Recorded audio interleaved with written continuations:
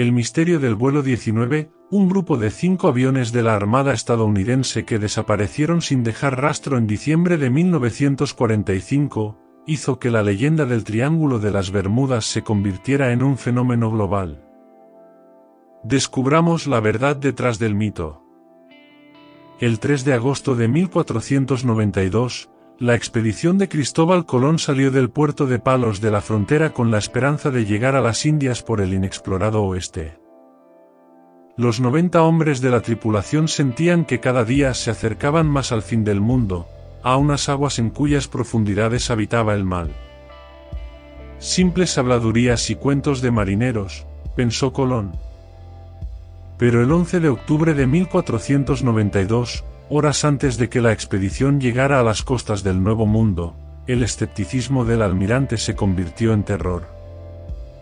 Las brújulas de todos los navíos empezaron a fallar, al tiempo que Colón vislumbró una bola de fuego en el cielo y una extraña luz sobre la superficie del océano.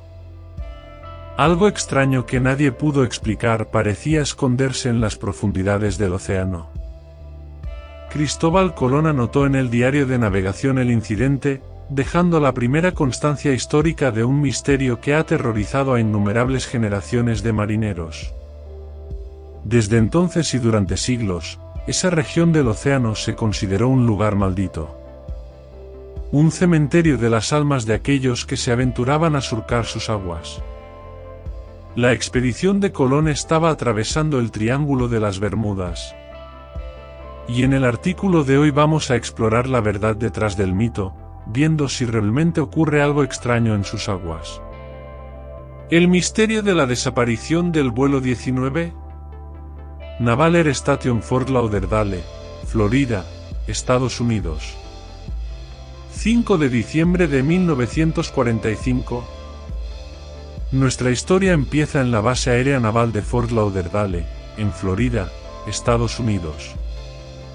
Esta estación de la Marina estadounidense fue construida en 1942, en los tiempos de la Segunda Guerra Mundial, con el objetivo de disponer de una base para el entrenamiento de pilotos de la Armada. A finales de 1945, con el fin de la guerra y con la victoria aliada, los militares de la estación podían vivir, por fin, tiempos tranquilos. Podían destinar muchos recursos a la formación de las nuevas generaciones de pilotos que iban a proteger a Estados Unidos de las futuras amenazas que azotaran al mundo. Lo que nadie esperaba es que la amenaza estuviera tan cerca de su hogar. Era el 5 de diciembre de 1945.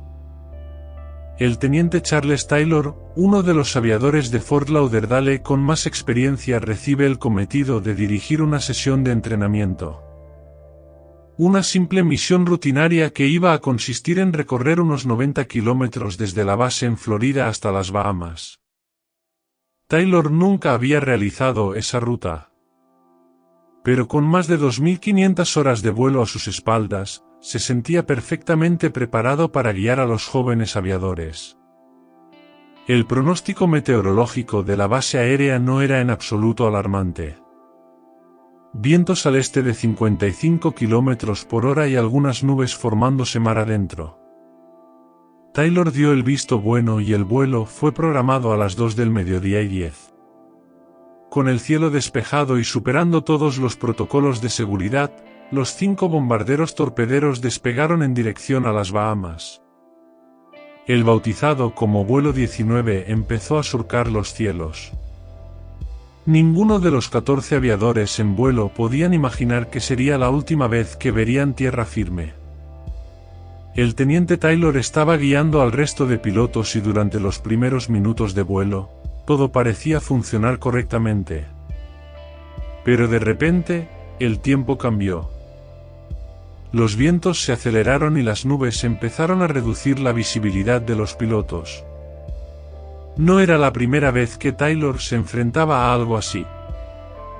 Esa región del mar, donde las corrientes frías y cálidas entraban en colisión, tenía tendencia a cambiar de clima rápidamente. Estaba preparado para ello. Pero para lo que no estaba preparado era para lo que vendría después. Sin previo aviso, Como si una perturbación electromagnética hubiera afectado al avión, la brújula del teniente dejó de funcionar. En medio del océano, 2 horas después de despegar, y sin tierra firme a la vista, estaba totalmente a ciegas.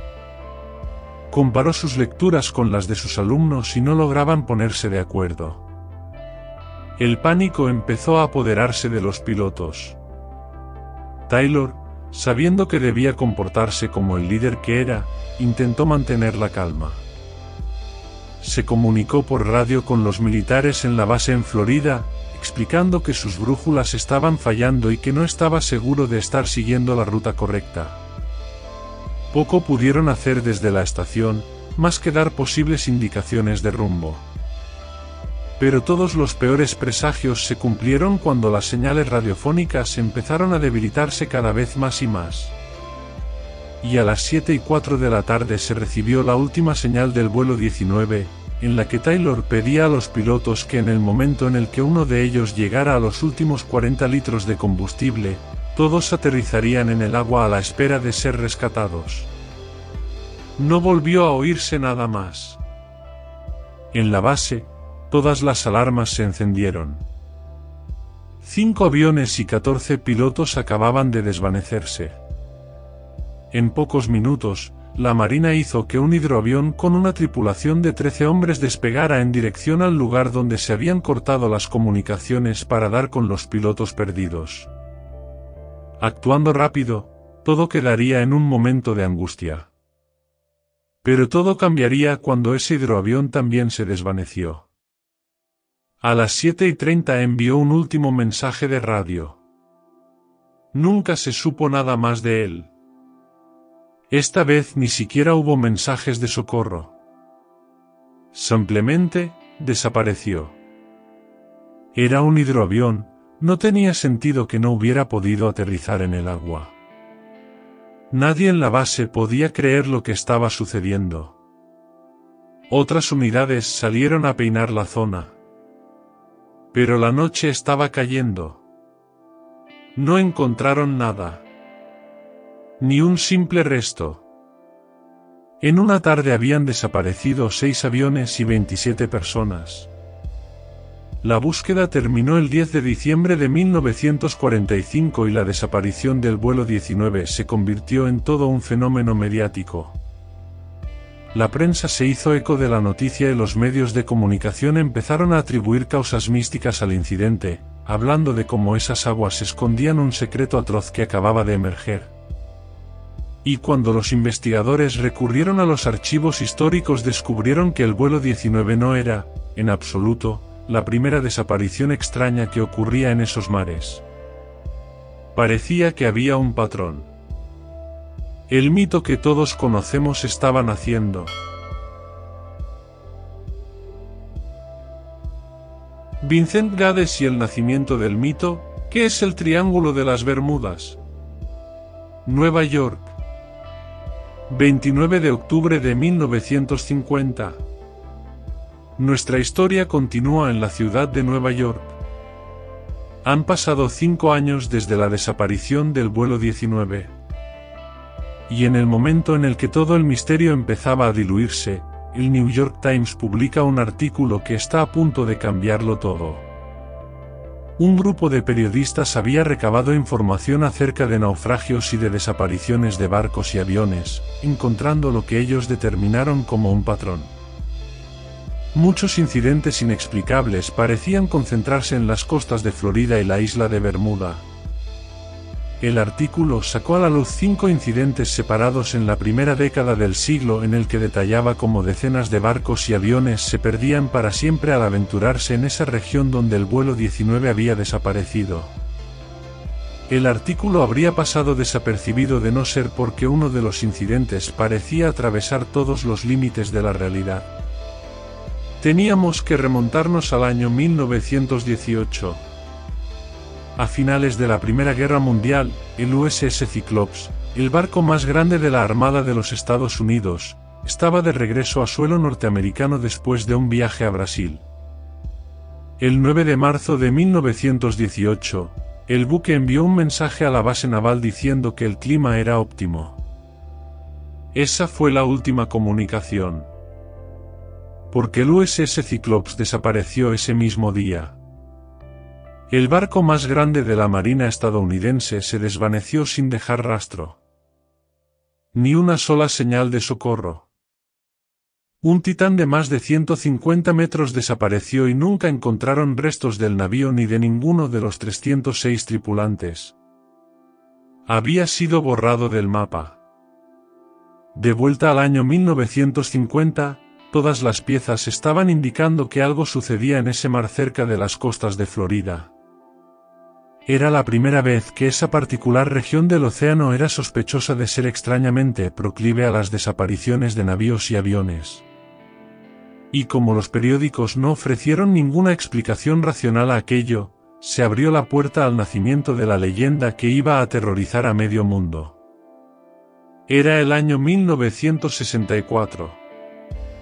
Vincent Gaddis, un escritor estadounidense que llevaba 2 años intentando encontrar un lugar en la industria literaria, recibe la oportunidad de su vida. Publicar un relato de ficción en la revista Argosy, un magazín muy popular en el país donde se recogían narraciones e historias de distintos géneros de la literatura de ficción. Vincent sabía que era su momento, así que recurrió a un misterio que lo había obsesionado durante años. La desaparición del vuelo 19 y los otros misteriosos incidentes recogidos en el artículo de los años 50. Gaddis sabía que tenía material para escribir un relato que cualquier estadounidense quisiera leer. Pero debía darle un tinte más místico a todo. Crear un concepto que desde el primer momento se convirtiera en un icono de la cultura popular.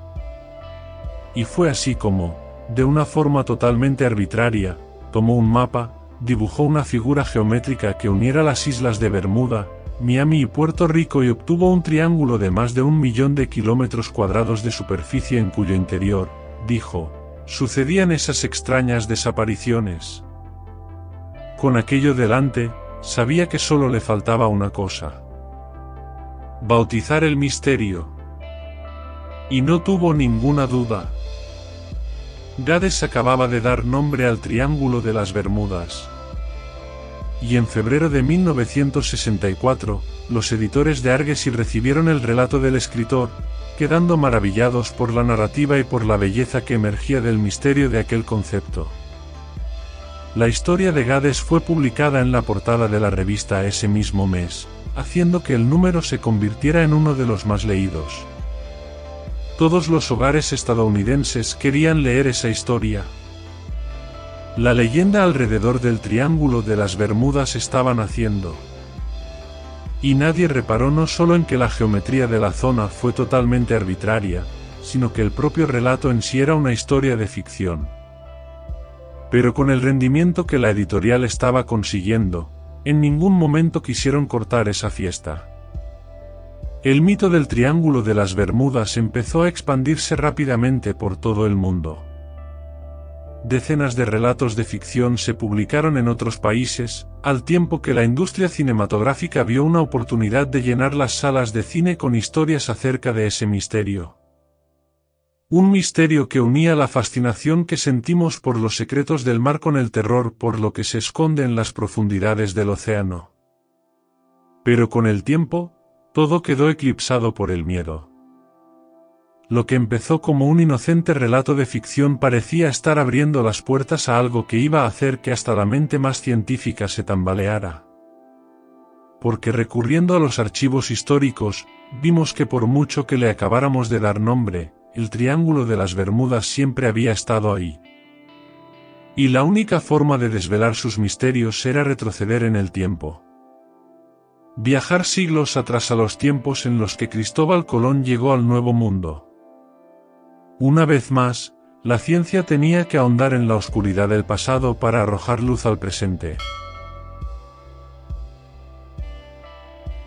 Las aterradoras leyendas de marineros, ¿qué ocurre en el Triángulo? Océano Atlántico. 210 kilómetros al este de Guanaani. 11 de octubre de 1492. Nos encontramos a finales del siglo XV. La expedición de Cristóbal Colón está a pocas horas de llegar a Guanaani, lo que actualmente conocemos como las Islas Bahamas. Esa noche, las brújulas de la Pinta, la Niña y la Santa María empezaron a fallar, desviándose respecto a la estrella polar. Y la tripulación de 90 hombres vio como una bola de fuego parecía caer al océano y como una extraña luz verdosa parecía emerger de las profundidades del mar. Colón anotó estos extraños sucesos en el diario de navegación, siendo las primeras referencias históricas de incidentes misteriosos en lo que 453 años después sería bautizado como el Triángulo de las Bermudas. Durante siglos, los marineros contaron historias acerca de fuerzas malignas que habitaban esas aguas. Desde el siglo XV, los exploradores europeos que navegaban esas aguas informaban de inexplicables hundimientos y de avistamientos de barcos que flotaban a la deriva intactos pero sin tripulación, los temidos barcos fantasma. Y ya desde ese momento, intentamos encontrar una explicación, llevándonos a los rincones más oscuros de la naturaleza e incluso del más allá. En una era donde el misticismo reinaba por encima de la ciencia, los marineros recurrían a los mitos, hablando del Triángulo de las Bermudas como el cementerio del Atlántico.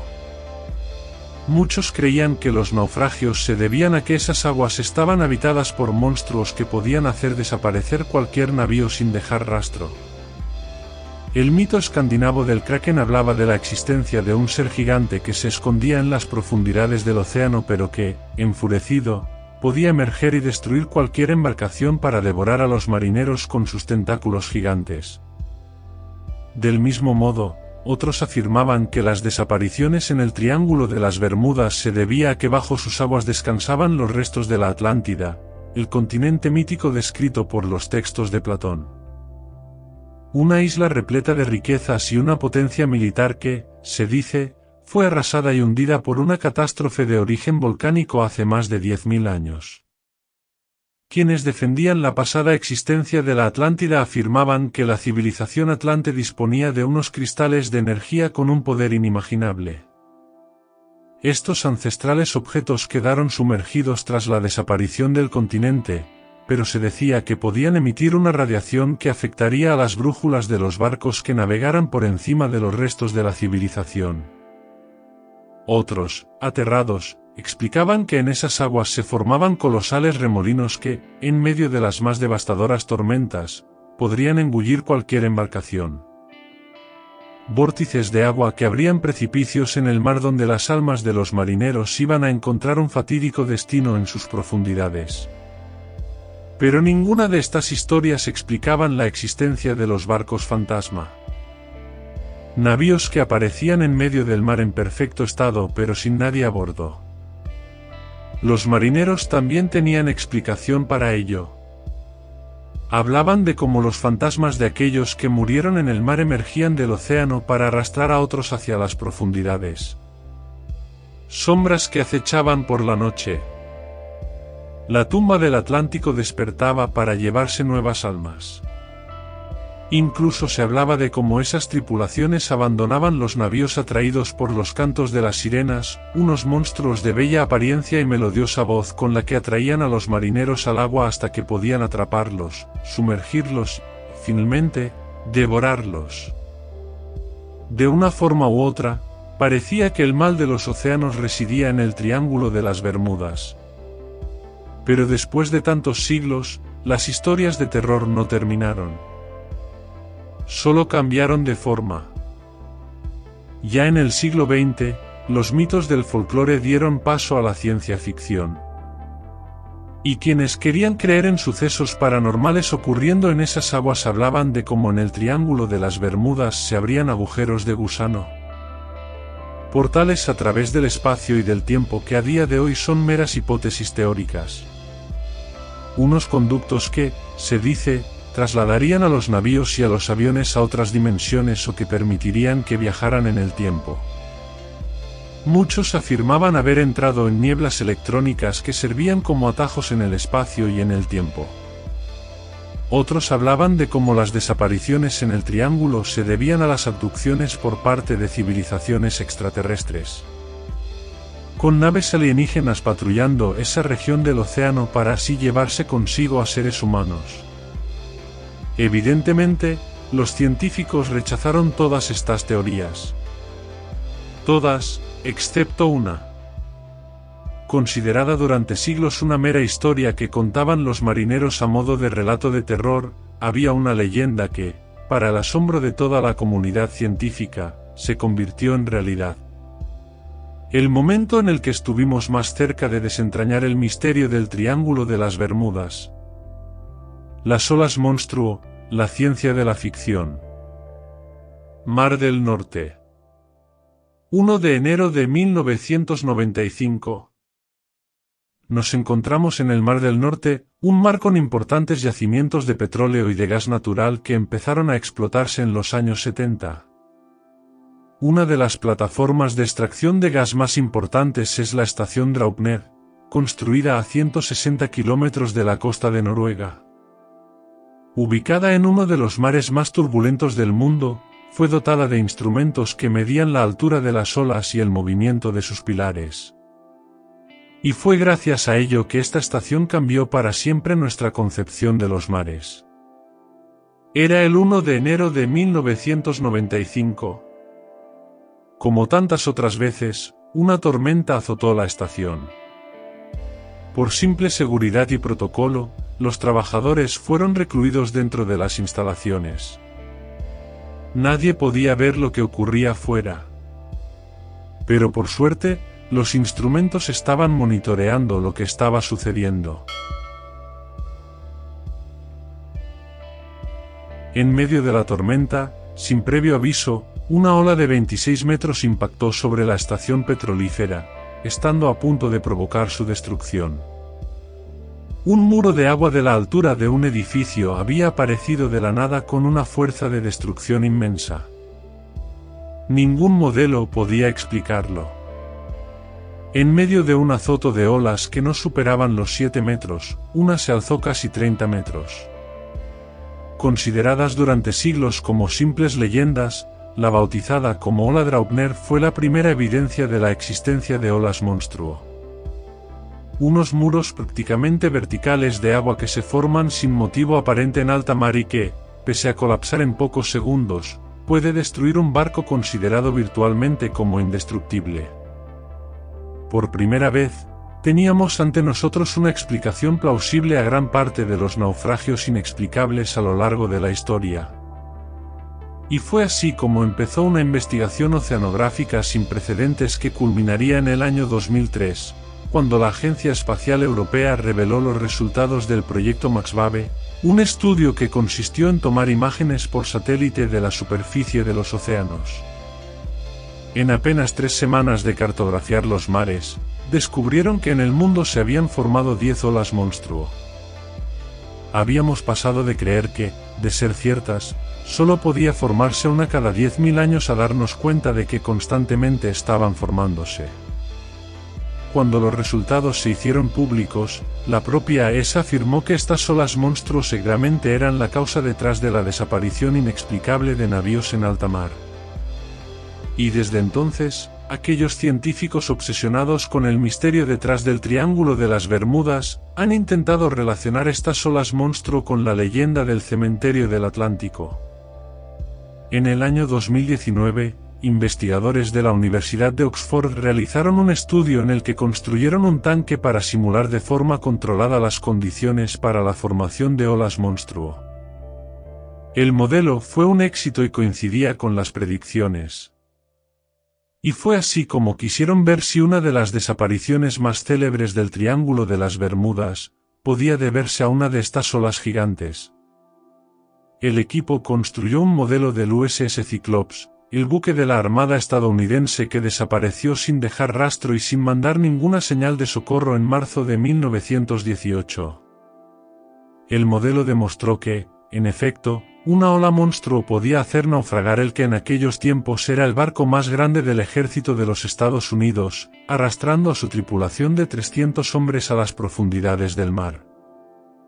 Una vez más, la realidad había superado a la ficción, pero todavía quedaban muchas incógnitas por resolver.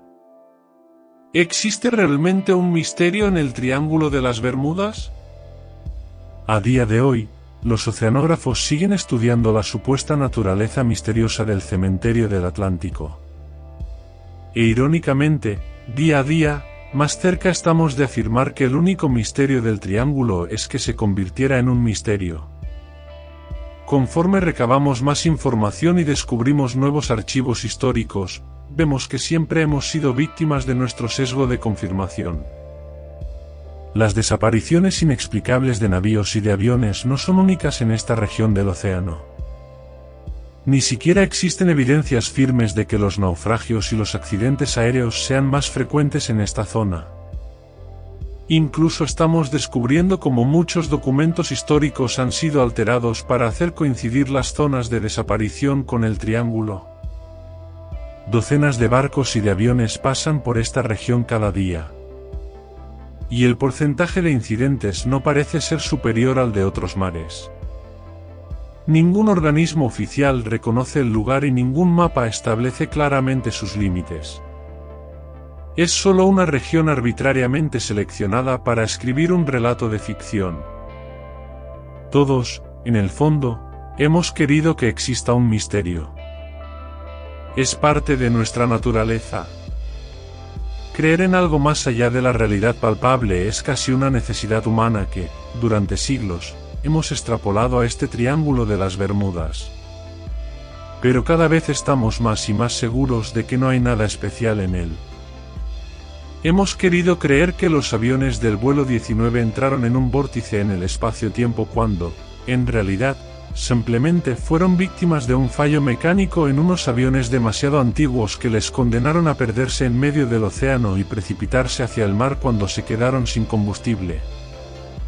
Hemos querido creer en cuentos de monstruos marinos que acechan en las profundidades, de remolinos colosales que succionan a los navíos, de naves extraterrestres que abducen tripulaciones enteras y de civilizaciones ancestrales sumergidas en el lecho de los océanos antes que considerar que todos esos navíos y aviones fueron víctimas de tormentas en una región del mar donde es cierto que el clima es más impredecible.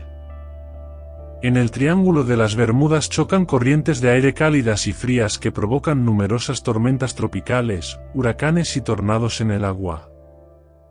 Hemos querido creer en espíritus que emergían del mar y en sirenas que cautivaban a los marineros, dejando buques sin tripulación antes que considerar que estos barcos fantasma quedaron sin almas a bordo por las alucinaciones propias de la deshidratación tras perderse en alta mar o por los abordajes de piratas que vendieron a la tripulación como esclavos o, en el peor de los casos, los arrojaron por la borda. Hemos querido creer en un misterio que nunca ha existido. En una leyenda que, a día de hoy, sabemos que no va más allá del mito. En una región del océano que no tiene nada de especial pero que siempre ha estado ahí, como símbolo de los secretos que esconde ese mundo tan inexplorado que son los océanos. En definitiva, hemos querido creer. Y nadie nos puede juzgar por ello. Dale like, suscríbete y dale a la campanita para avisarte cuando suba nuevo contenido.